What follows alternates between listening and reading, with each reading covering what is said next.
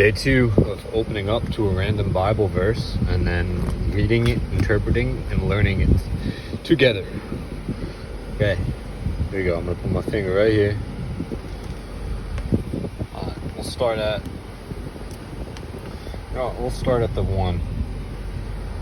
We'll start at the 1. Esther 1. The banquet of Ahasuerus.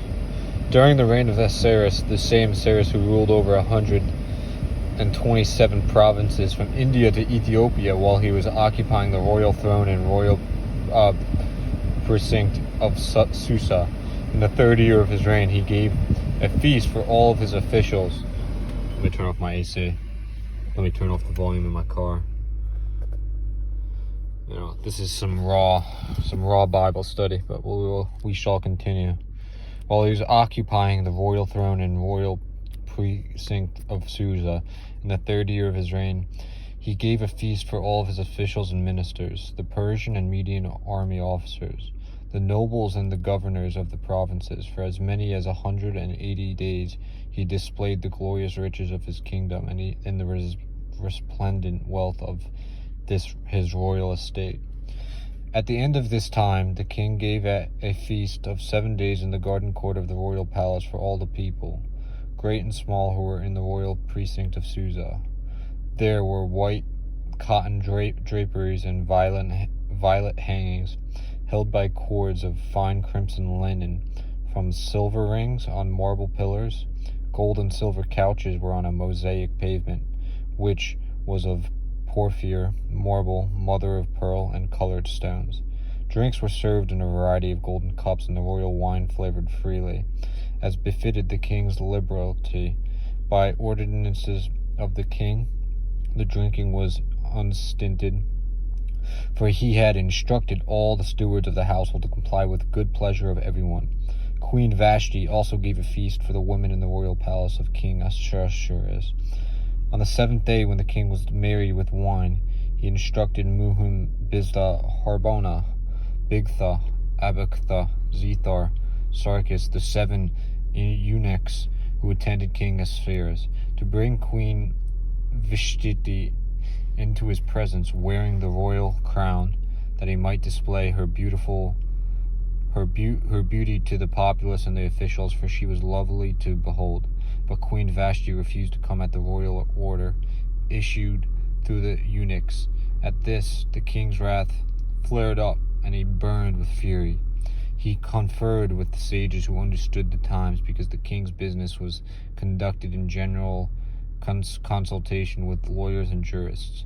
He summoned Sarshna, Shether, Admatha, Tarshish, Meres, Marshana, and Mumika, 7 Persian and Median officials who were in the king's personal service and held first rank in the realm, and asked them, "What is it to be done by law with Queen Vashti for disobeying the order of King Ahasuerus issued through the eunuchs?"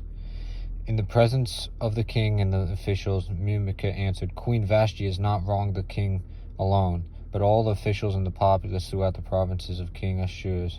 For the queen's conduct will become known to all the women, and they will look with disdain upon their husbands when it is reported. King Ahasuerus commanded that Queen Vashti be ushered into his presence, but she would not come. This very day the Persian and Median noble women who hear of the queen's conduct will recount it to all the royal officials, and disdain and rancor will abound.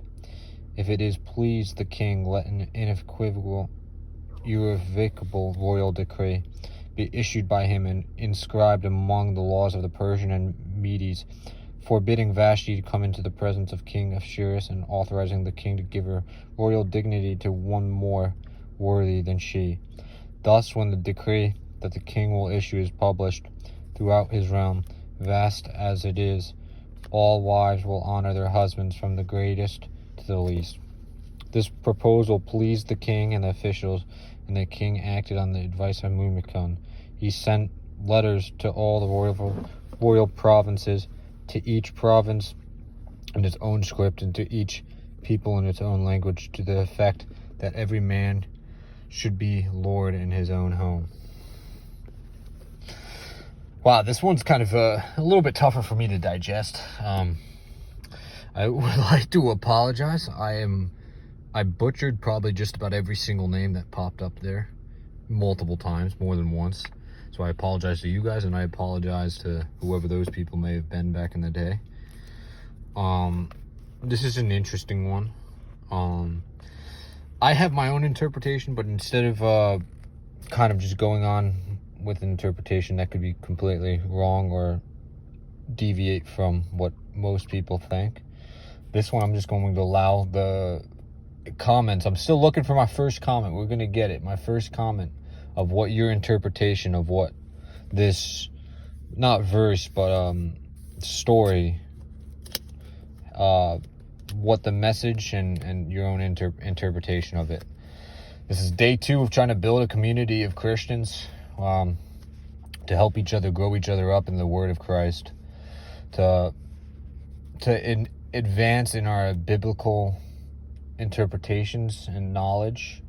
I would like to, hopefully once I gain somewhat of a platform, I would like to also start researching and talking about historical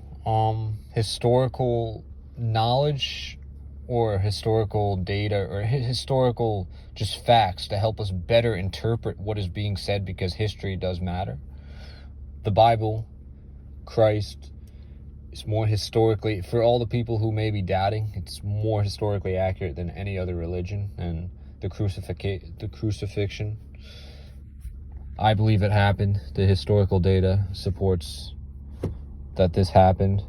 My own relationship with Christ confirmed it. So now it's no longer a belief. It's just knowing that Christ is the way. God is the way. This is my journey, and hopefully some of y'all's journey to improve in biblical knowledge. Have a good day. This was day 2. See you tomorrow if God allows me to wake up.